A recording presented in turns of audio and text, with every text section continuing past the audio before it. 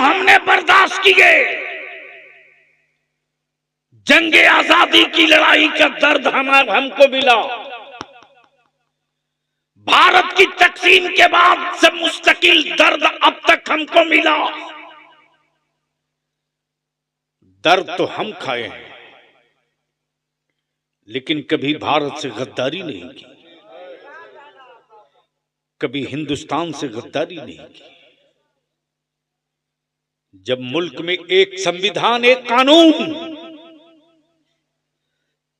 जब एक आईन, एक संविधान, तो याद रखो हुक्मरानों, जो ईमान वाला शहादत का जाम पीकर अंग्रेजों को भगाना जानता है, वो ख्वाजा का गुलाम भारत को बचाना भी जानता है। नारे तकबीर, नारे तकबीर, नारे रिसालत, मेरे ख्वाजा का हिंदुस्तान, मेरे ख्वाजा का हिंदुस्तान। के पूरे मुल्क में जो गैर मुस्लिम इसके खिलाफ वक्फ बिल की हिमायत में खड़ा हो रहे हैं, उनको रोका जा सके, उसकी प्लानिंग का हिस्सा है ये।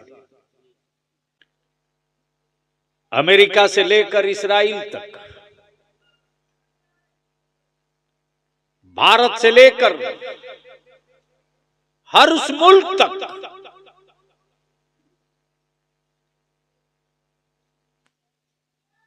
इस्लाम ने किसी की जमीन पर कब्जा नहीं किया है।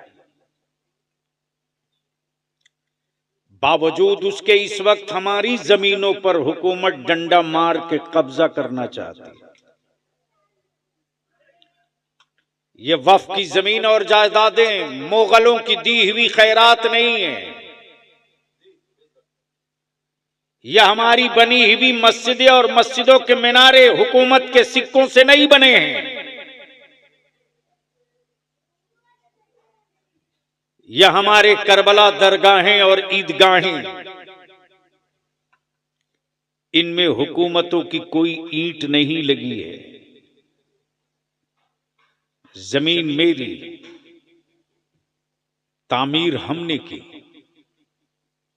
जमीन मेरी, बनाए हम। और अगर कोई हुक्मरां ये सोचता है कि मुसलमान है, कर ही क्या सकता है, तो बलियावी आज से नहीं बरसों से चीख रहा है। बलियावी को कमजोर बलियावी की जमात के आलिमों ने किया।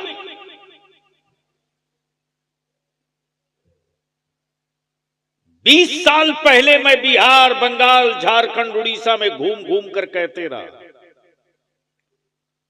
फार्म जिला जिला भेजते रहा कि अहले सुन्नत के लोगों अपनी अपनी मस्जिद, अपने अपने मदरसे, ईदगाहों की डिटेल भर के डायरेक्टरी बना लो। लेकिन आलिमों ने तवज्जो नहीं दी। बरसों से चीख रहा हूं, नशा से बाहर निकलो। सिर्फ दारू का ही नशा नशा नहीं होता, सिर्फ शराब का नशा ही नशा नहीं होता।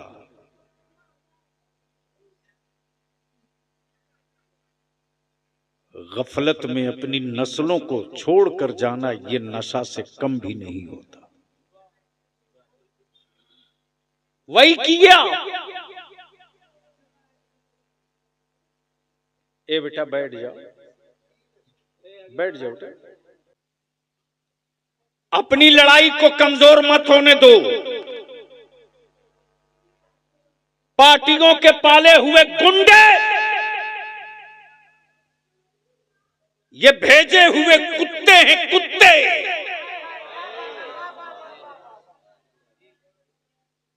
जो गलत हरकतें करते और बदनाम आलिम और मुसलमान होता। इसलिए कि दुनिया का कुफ्र मेरे पैगंबर की तारीख पढ़ करके तब मातम कर रहा है।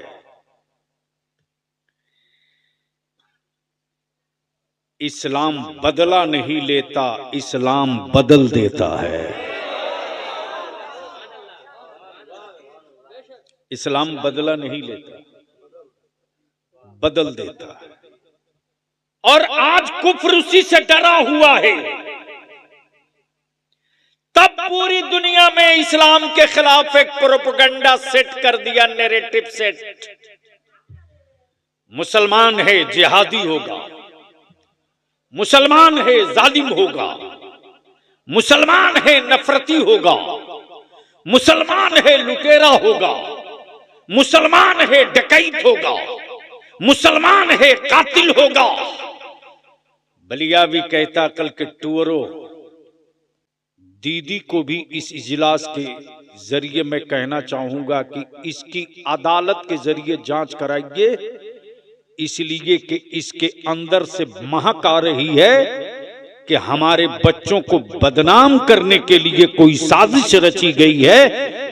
जख्म खाकर मुस्कुराते रहना ये मेरे नबी की सुन्नत है। जख्म खाकर मुस्कुराते रहना ये मेरे मुस्तफा की सुन्नत है। लेकिन बलियाबी तो परेशान है यार। फेसबुक व्हाट्सएप पे कुछ मुल्ले हमारी औलादों को तख्ते मश्क बनाना जानते, जिनको ये भी पता नहीं कि इस वक्फ बिल कानून में क्या है।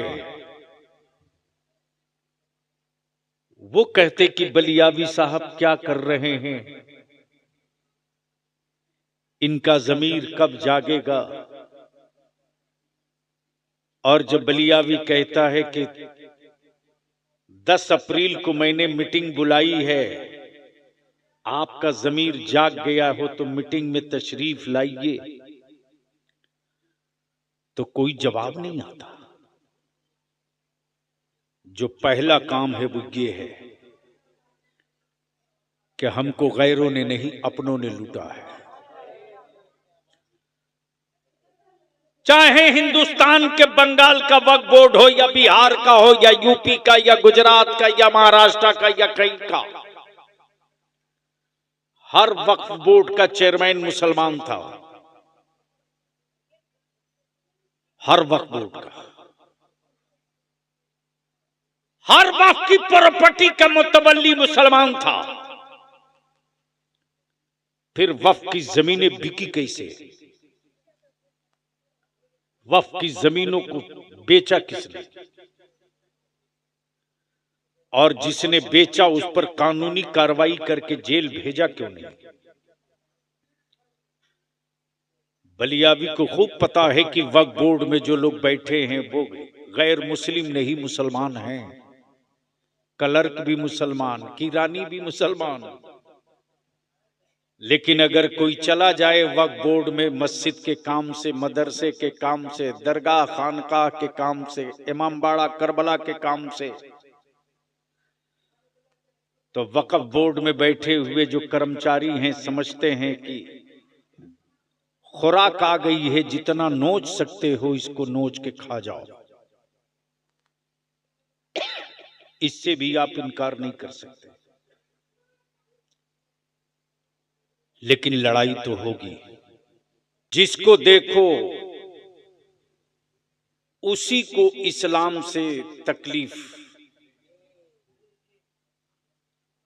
और इस्लाम तन्हा मजहब है जिसको किसी से कोई दिक्कत और तकलीफ नहीं है। आखिर तकलीफ की वजह क्या है? तो इसी भारत में जब किसी धर्म विशेष के लोगों ने उनकी आइडियोलॉजी, उनके संस्कार, उनके कर्तव्य और उनके बड़े बड़े मजहबी रहनुमाओं ने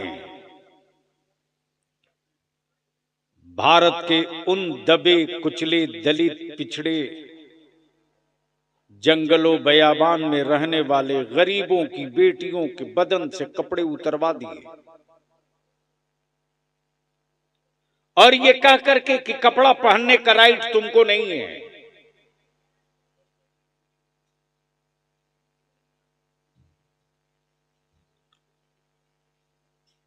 तुम्हारी बेटियां यूं ही नंगे रहेंगी और सामंतवादियों की औलादें उन्हीं जिस्मों से अगर खेल जाएं तो उस पर कोई कानून या कोई हुक्म या कोई अदालत सजा नहीं सुनाएगी। लेकिन इसी भारत में एक इस्लाम का शहजादा था जिसका नाम हैदर अली खान टीपू सुल्तान था। जब इख्तदार की कमान संभाला तो ऐलाने आम करके बोल पड़ा कि भारत की किसी की भी बेटी हो वो भारत की बेटी है, और जितना सबको अपनी बेटियों का हक है उतना ही इनकी बेटियों का भी हक है। इसलिए अब निकल गई है तलवार टीपू सुल्तान की। देखता हूं कौन दलित भाइयों की बेटियों और उनकी बहन और उनकी माओं के बदन से कपड़ा उतार ले।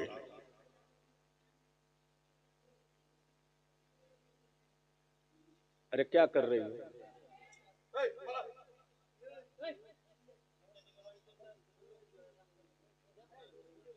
छोड़ दो भाई, बच्चे हैं।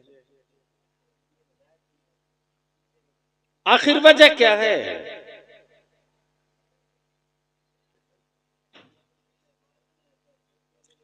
बैठ जाओ, क्यों खड़ी हो, या घर जाओ। जगह नहीं है शायद बच्चे को बैठने के लिए, कोई बात नहीं। इसलिए आज बलियावी की थोड़ी देर गुफ्तगू बड़ी संजीदगी से सुन लीजिए। मैं जानता हूं कि इस वक्त हमारे बच्चों को तरबूज बना दिया गया है। याद होगा इसी मालदा के कई इजलास में मैंने कहा था यह सेकुलरिज्म और कॉम्युनलिज्म धोखा है, धोखा। सबको हमसे सत्ता चाहिए, हमारे बच्चों का हक कोई नहीं देगा। हमारा वोट सबको चाहिए लेकिन हमारी हिफाजत के लिए कोई आगे नहीं आए। सारी सियासी पार्टियों के लीडर कह रहे हैं कि वक्फ बिल खिलाफ है। बिल्कुल है,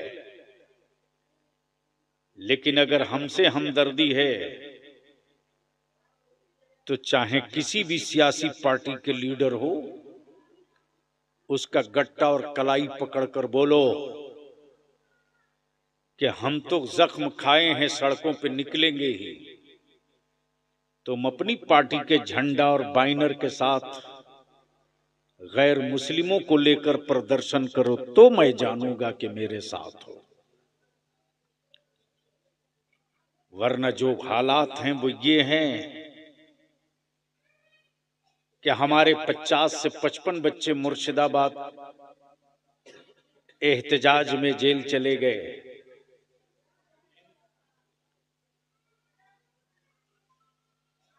बेईमानों ने बदतमीजियां की। इस्लाम किसी भी उस काम की इजाजत नहीं देता जो इंसान को तकलीफ पहुंचाने वाला हो। जिस इस्लाम के पैगंबर ने जंग के मैदान में पकड़े हुए कैदियों के हाथों की रस्सियां बंधी हों और बंधी रस्सियों की दर्द से कैदी चीख रहे हों, तो रहमत आलम फरमावे मेरे सहाबा ये लोग क्यों दर्द से कराह रहे, ये कराहने की आवाज कहां से आ रही।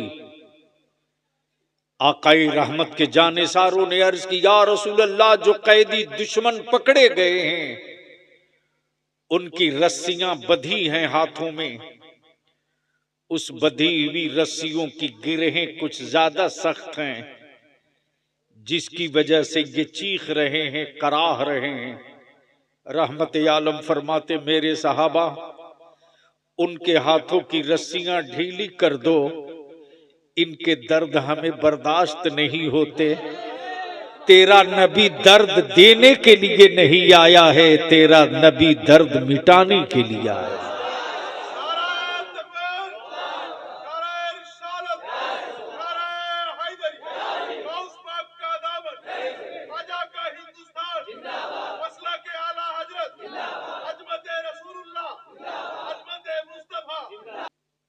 अच्छा, एक बात मैं पूछूं कि लड़ाई समझ कर लड़नी चाहिए या बगैर समझे लड़नी चाहिए? जोर से बोलो ना। इतने बड़े मजमे में कोई एक आदमी है जो हमको समझा सके कि इस कानून में हमारे खिलाफ कौन कौन सा पॉइंट है?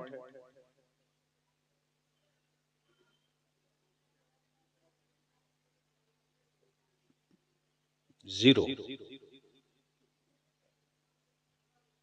लेकिन व्हाट्सएप और फेसबुक पर याद है ना, बरसों से मैं चिल्ला रहा हूं, मुसलमानों अपनी औलादों को संभालो।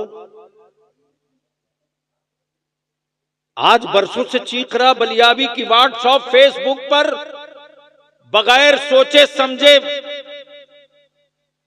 बगैर उसकी सच्चाई को जाने हुए शेयर करने वालों, मेरे अजीज बच्चों, तुम तो बर्बाद हो ही रहे हो। अपने माँ बाप, बूढ़े माँ बाप और घर और गांव को क्यों बर्बाद कर रहे हो? तुमने तो सोचा कि मैंने फला दोस्त को भेज दिया है, लेकिन शायद तुझे पता नहीं कि तेरे दोस्त के यहां जाने से पहले पहले उस तक पहुंच गया है जिसके जिम्मे एक ही काम है कि मेरा निशान कैसे मिटेगा, मेरे बच्चों को दहशतगर्द कहने का मौका कब मिलेगा। यूपी में बुलडोजर नंगा नाचे, कोई कानून नहीं। एक हरामखोर नहीं बोला ये जुल्म है। लेकिन मुर्शिदाबाद पर सब सबक पढ़ाने, ज्ञान देने आ गए। मैं इसकी सख्त निंदा मजम्मत करता हूं। किसी मजहब का कोई हो, आप अपनी बात करो, अपने हक की बात करो। किसी की दुकान और मकान जलावे कोई और इल्जाम मेरे बच्चों के सर पे मढ़ा जाए कि नहीं होनी चाहिए? होनी चाहिए कि नहीं होनी चाहिए? जांच अगर कोई जज कर दे बढ़िया से तो जरूर निकल आएगा कि मुसलमानों को बदनाम कराने के लिए, इस लड़ाई को कमजोर करने के लिए और हिंदू मुस्लिम को बांटने के लिए यह हरकत कराई गई है। इसलिए मैं गुजारिश करूंगा, यूट्यूबर जितने हमारे बैठे हैं, विजुअल और शेयर बढ़ाने के लिए अल्लाह के वास्ते वो हेडिंग मत लगाओ। इससे तुम्हारा थोड़ा भला होगा, लेकिन नुकसान बहुत हो जाएगा तेरी मिल्लत का। तो थोड़ी देर गुफ्तगू कर दूं। जिस आयत करीमा की तिलावत किया है, दुरूद शरीफ पढ़ लेता।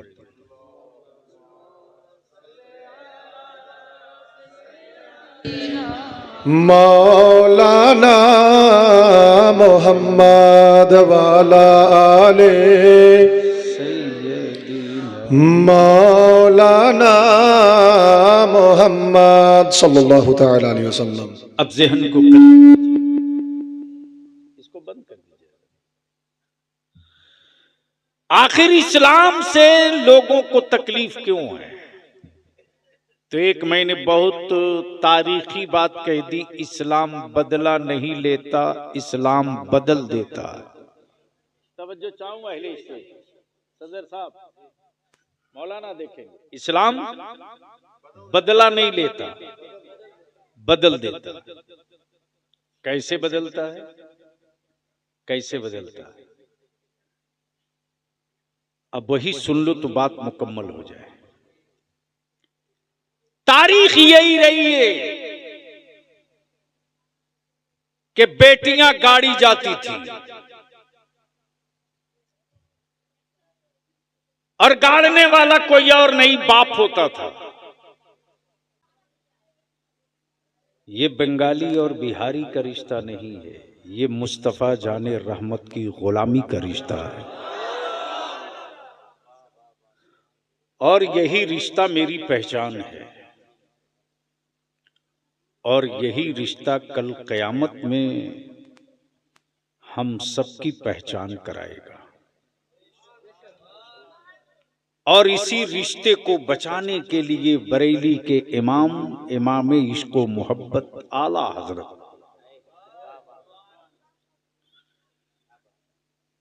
बड़े प्यारे अंदाज में आका के नूर पर खतीब बंगाल हजरत मौलाना हसनुज़्ज़मा साहब, यानी दिलों को छू जाने वाली, गर्चे मैं बंगला बहुत नहीं समझता,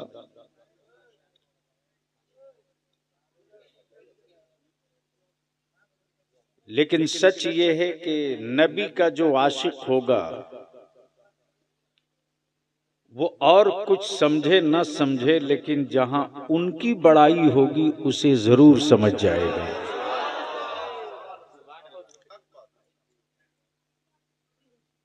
और अल्हम्दुलिल्लाह बड़े अच्छे अंदाज में नातो तकरीर आपने समाअत की। मेरी दुआ है रब्बे कायनात, ये कौन सा गांव है मौलाना फारूक साहब? बाबला, दुलालगंज, मोथाबाड़ी, और जहां जहां ईमान वाले बसते हैं, हमारी कौम के, हमारी जमात के नौजवानों को, बुजुर्गों को, माँ बहनों को, बेटियों को अल्लाह ताला उनकी जान, माल, इज्जत, आबरू की हिफाजत करे। बलियावी की गुफ्तगू का 2-3 पार्ट होगा।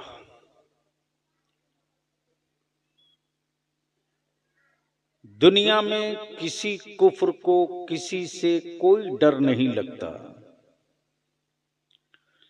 लेकिन तन्हा इस्लाम है जिसे सारे जमाने का कुफ्र कांप रहा है। तवज्जो चाहूं, आखिर वजह क्या है? जबकि मेरे पैगंबर सल्लल्लाहु अलैहि वसल्लम ने अपनी उम्मत को, अपने आशिकों को, अपने गुलामों को बदला लेने का कहीं भी तरबियत नहीं दी।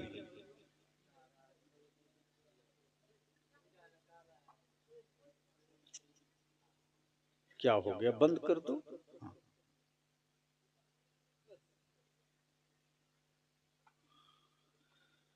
फिर भी पूरी दुनिया में एक तूफान है,